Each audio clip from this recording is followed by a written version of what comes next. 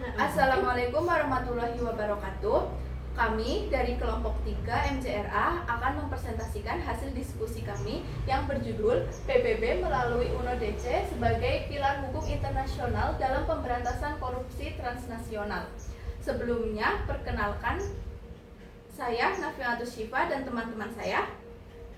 Saya Via Farasti, Saya Aidul Hidayah, saya Rizky Dina Nadita, saya Salsabila Aisyah Kuriasi, Saya Ashima Fardunisa. Saya Resko Firmansyah Adistiawan. Saya Ubaidillah Tauhid. Dan untuk materi yang pertama akan dijelaskan oleh Mas Ubaidillah.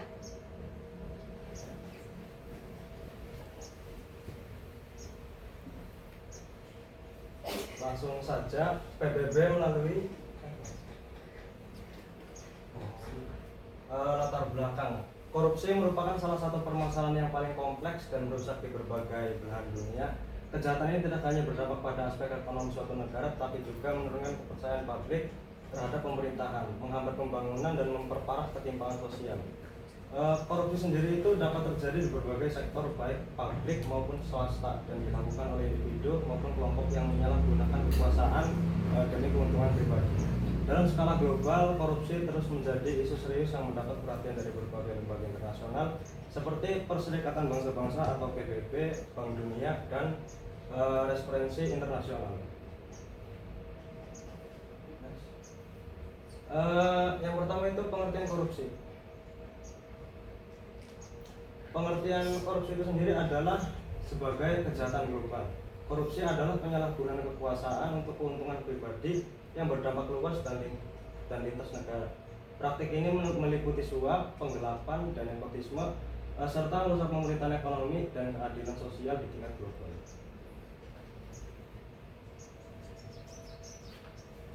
Yang selanjutnya ada kerjasama internasional atau PBB. Kerjasama internasional adalah hubungan yang dijalin antara dua negara atau lebih untuk mencapai tujuan bersama, seperti perdamaian, kemajuan ekonomi, dan kesejahteraan rakyat. Bentuknya bisa bilateral atau dua negara, multilateral atau banyak negara, atau regional antar negara dalam satu kawasan. Tujuan utamanya, yang pertama meningkatkan pertumbuhan ekonomi, yang kedua menciptakan perdamaian dunia, yang ketiga memperluas lapangan kerja, yang terakhir memenuhi kebutuhan nasional yang tidak bisa dipenuhi sendiri. lalu ada UNODC atau United National Office on Drug and Crime atau UNODC adalah lembaga internasional di bawah PBB yang memimpin pelaksanaan UNODC atau United National Convention Against Corruption.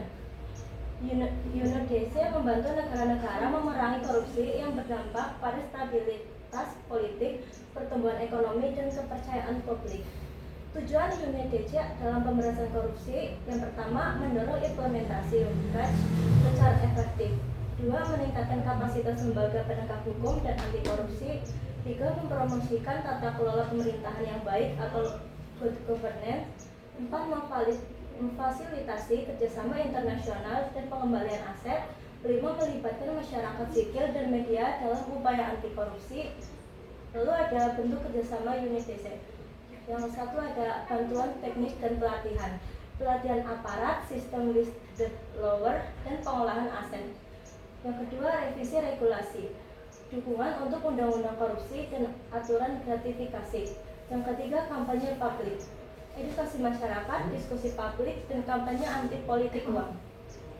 Lalu yang kerjasama yang keempat ada kerja sama sektor swasta, penerapan kode etik dan kontrol audit internal. Yang kelima, penguatan tata kelola adalah lokakarya untuk birokrasi bersih dan pengawasan efektif. Yang terakhir ada kolaborasi internasional, pertukaran informasi lintas negara, dan pengembalian aset.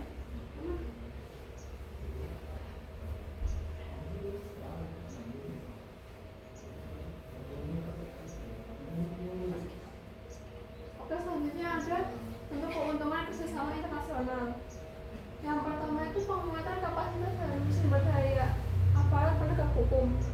Kedua, kerjasama internasional dalam penanganan kejahatan lintas negara.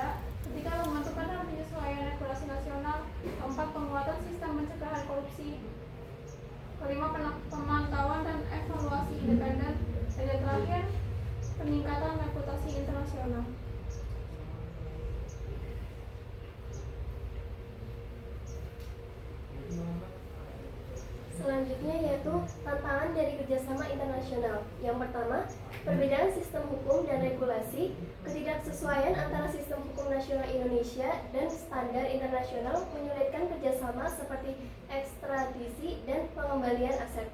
Yang kedua, keterbatasan kapasitas lembaga penegak hukum.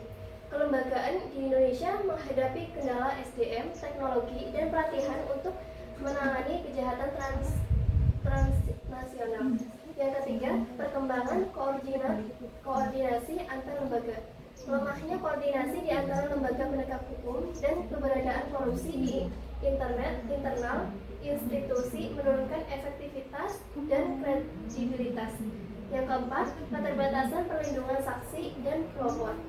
Sistem perlindungan saksi dan pelapor di Indonesia masih lemah, mempengaruhi keberanian pelapor dan keberhasilan penanganan kasus. Yang kelima, dependensi dan hambatan internasional. Banyak program bergantung pada bantuan asing dan proses ekstradisi serta pemulihan aset sering terhambat oleh perbedaan hukum dan politik.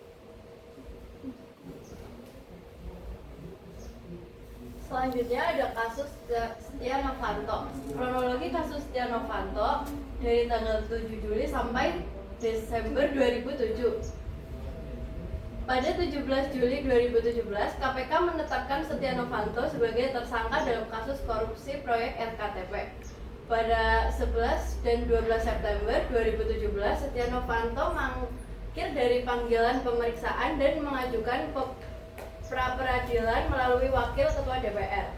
Pada tanggal 26 hingga 29 September 2017, sidang pra-peradilan digelar dan Hakim CPS Kandar memutuskan bahwa penetapan tersangka tidak sah.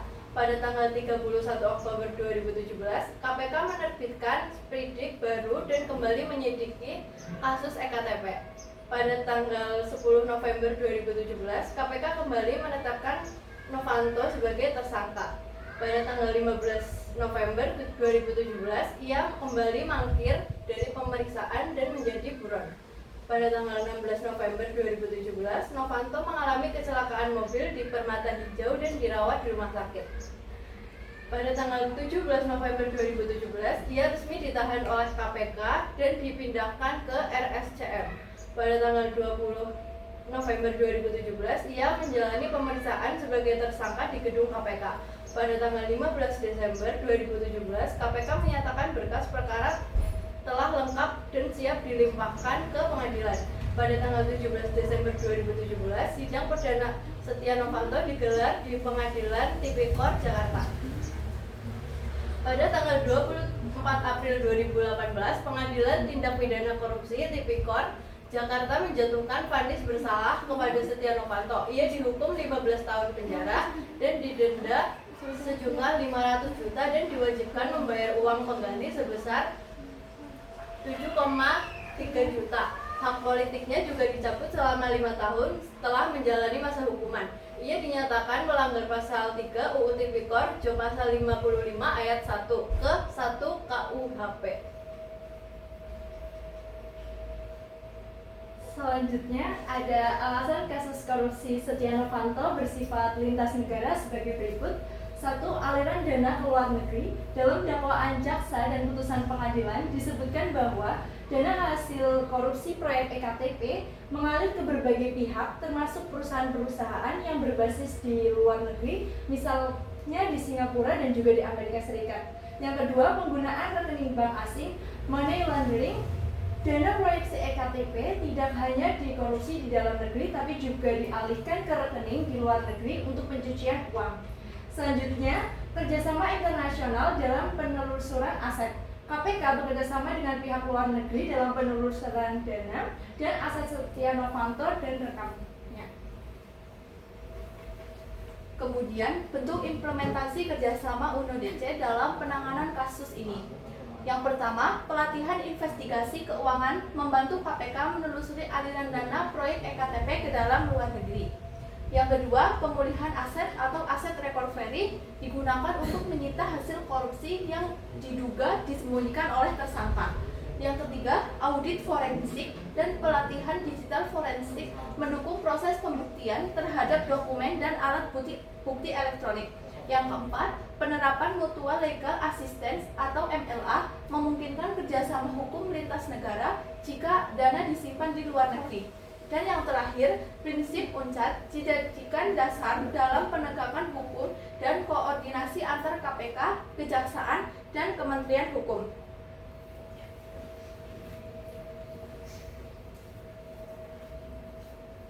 Sekian presentasi dari kelompok 3. Bila ada yang ingin ditanyakan, dipersilahkan. Terima kasih. Wassalamualaikum warahmatullahi wabarakatuh.